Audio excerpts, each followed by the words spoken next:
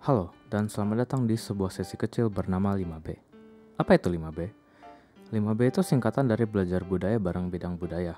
Secara spesifik, kita bakal bicarain 3 topik kecil yang berkaitan dengan periode Sengoku.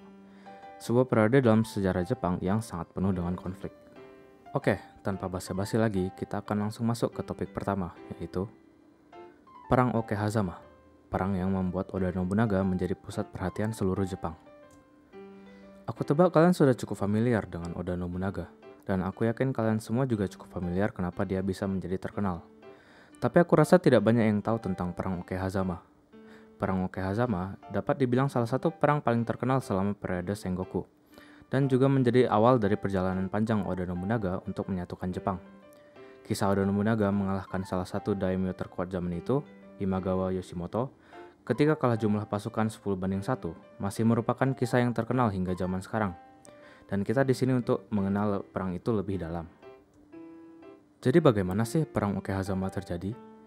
Ini bermula dari perang yang terjadi di perbatasan provinsi Owari milik klan Oda dan provinsi Mikawa milik klan Imagawa. Perang yang sengit membuat Imagawa Yoshimoto membawa 15.000 pasukan dia menuju perbatasan untuk membantu Matsudaira Motoyasu yang ketika itu merupakan bawahan dari Yoshimoto. Karena takut dengan Yoshimoto, para petinggi klan Oda mempertimbangkan untuk bersembunyi di kastil Kiyosu. Tapi Oda Nobunaga menolak pertimbangan tersebut dan membawa pasukan yang rela mengikuti dia menuju Okehazama. Berdasarkan sumber, terdapat 2 versi dari cerita ini. Ada satu cerita yang populer di mana pasukan Imagawa sedang merayakan kemenangan mereka sehingga mereka dan Imagawa Yoshimoto lengah. Dan dengan bantuan hujan badai yang sedang terjadi, pasukan Nobunaga berhasil mengagetkan pasukan Yoshimoto, sehingga Yoshimoto sendiri tidak sadar dia sedang diserang dan mati di Okehazama. Di versi lain, yang berdasarkan sumber yang lebih akurat, pasukan Imagawa Yoshimoto dipencar karena sebagian dikirim untuk menyerang benteng milik klan Oda, dan Yoshimoto sendiri, bersama sisa pasukan lainnya, berkemah di Okehazama. Ditutupi dengan suara hujan, pasukan Nobunaga berhasil mencapai kemah Yoshimoto dan melakukan serangan kejutan.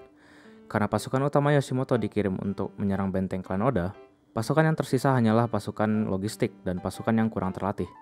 Sehingga walaupun masih kalah jumlah, pasukan Nobunaga dapat menekan pasukan Yoshimoto yang ada di kemah. Dan ketika Yoshimoto lari untuk meminta bantuan dari pasukan yang lain, dia akhirnya dibunuh oleh 2 samurai bawahan Nobunaga. Dampak dari perang Okehazama sangatlah banyak. Setelah kematian Imagawa Yoshimoto, Matsudaira Motoyasu mengambil kembali provinsi Mikawa di mana klan Matsudaira berada, dan kemudian menjadi bawahan setia Oda Nobunaga. Matsudaira Motoyasu setelah ini juga dikenal sebagai Tokugawa Ieyasu, salah satu tokoh sejarah terbesar di sejarah Jepang. Pada perang ini juga dikatakan Oda Nobunaga mengangkat Toyotomi Hideyoshi dari prajurit biasa ke posisi tinggi, langsung di bawah arahan Oda Nobunaga. Perang ini juga perang yang memulai perjalanan Nobunaga dalam menyatukan Jepang hingga kematian dia di Honnoji pada tahun 1582. Oke, sekian dari kami. Sampai jumpa di sesi berikutnya.